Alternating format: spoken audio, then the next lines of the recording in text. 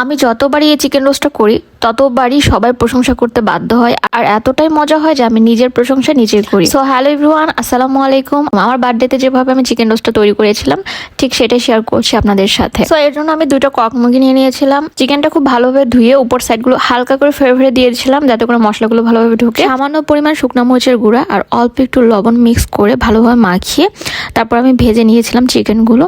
এরকম brown colour হয়ে গেলে উল্টে পাল্টে নামিয়ে নেব। আমি কিন্তু অতিরিক্ত ভাজি না, এভাবে ব্রাউন কালার চলে আসলে কিন্তু আমি নামিয়ে ফেলে। এইভাবে কিন্তু আমি 2বার দিয়েছি। তারপর সবগুলো চিকেন ভাজা হয়ে গেলে এবার যেটা করব, মশলাগুলো রেডি করে নেব। মশলার মধ্যে আমি প্রথমে এখানে 4-5 ধরনের বাদাম আর হাফ কাপের মতো টক দই একসাথে আমি মিক্স করে ব্লেন্ড করে নেব। আমার ঘরে যেহেতু 4-5 ধরনের বাদাম ছিল, এই জন্য আমি এতগুলো বাদাম একসাথে মিক্স করে আমি বেটে নিয়েছি। আপনারা চাইলে এখানে যে কোনো 1 ধরনের বাদামও দিতে পারেন, কোনো প্রবলেম নেই। 1 টেবিল চামচ পরিমাণে আদা রসুন বাটা, তারপর আমি শুকনো মশলাগুলো যেমন ধনিয়া গুঁড়ো, তারপর হচ্ছে জিরে গুঁড়ো, তারপর হচ্ছে লবণ, দেন হচ্ছে শুকনো মরিচের গুঁড়ো, মানে এগুলো সব পরিমাণ মতোই দিয়েছি। আমি এখানে রাঁধুনি রোস্টের মশলাটা ব্যবহার করেছি, রোস্টের মশলা দিয়ে দিলাম। দেন টক দই আর বাদাম বাটাটা দিয়ে দিলাম, সেটাও পরিমাণ মতো দিয়ে দিচ্ছি। এরপরে 1/4 কাপের মতো দুধ দিয়ে দিলাম। এখানে আমি সব 2টা মুরগি অনুযায়ী দিচ্ছি, আপনাদের পরিমাণ মতোই আপনারা দিবেন যতগুলো রোস্ট রান্না করবেন। তারপরে আমি খুব ভালোভাবে মেরিনেট করে রেখে দেবো এখানে 1 ঘন্টার জন্য। এই স্টেপটা ফলো করবেন। এক একজনের রোস্ট রান্না কিন্তু এক এক রকম হয়। এইভাবে একবার রোস্ট রান্না করে দেখবেন এই রোস্টটা কতটা মজা হয়। এর ফাঁকে আমি পেঁয়াজ বেরেস্তাটা করে নেব, কারণ আমার আবার কাচ্চি রান্না করতে হবে। সব মিলে আমি অনেক বেশি পরিমাণে পেঁয়াজ বেরেস্তা করে নিচ্ছি।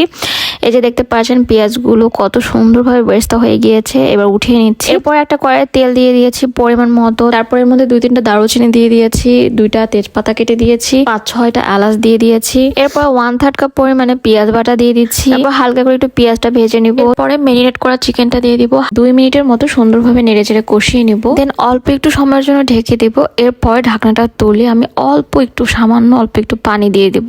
এখানে কিন্তু বেশি পানির একেবারে দরকার নেই। এই পানিতে অলরেডি মাংস সেদ্ধ হয়ে যাবে।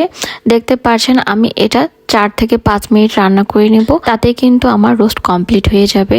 দেখতে পাচ্ছেন আমি কিন্তু রোস্টটা একেবারে ঝোল রাখি না। ঝোলটা এই পর্যায়ে চলে আসলে যে পেঁয়াজ বেরেস্তাটা করে রাখছিলাম সেটা দিয়ে দিব। পেঁয়াজ বেরেস্তা দিয়ে দেওয়ার পরে এখানে আলু বোখরাও দিতে পারেন। আমি কিন্তু প্রায় আলু বোখরা দিই, কারণ আলু বোখরাটা আমার কাছে ভালো লাগে রোস্টের মধ্যে। আজকে হাতের কাছে ছিল না, এই জন্য দিতে পারি নাই। তো তারপরে আমি ঢাকা দিয়ে রাখবো। কিছুক্ষণের মধ্যে দেখতে পারবেন অলরেডি তেলটা ভেসে উঠেছে। এরকম তেল ভাসা ভাসা উঠে গেলে কিন্তু আমি নামিয়ে নেব।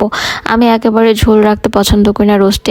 এতে করে রোস্টটা কিন্তু আমার কাছে পার্সোনালি অনেক ভালো লাগে। বাট ঝোলের জন্য সবাই কারাকারি করে, ঝোলটা এত মজা লাগে, সবচেয়ে বেশি ঝোলটাই মজা লাগে নাকি আমার এই রোস্টের। তো ভালো লাগলে রেসিপিটা শেয়ার করে দেবেন। ধন্যবাদ সবাইকে। আসসালামু আলাইকুম, আল্লাহ হাফিজ।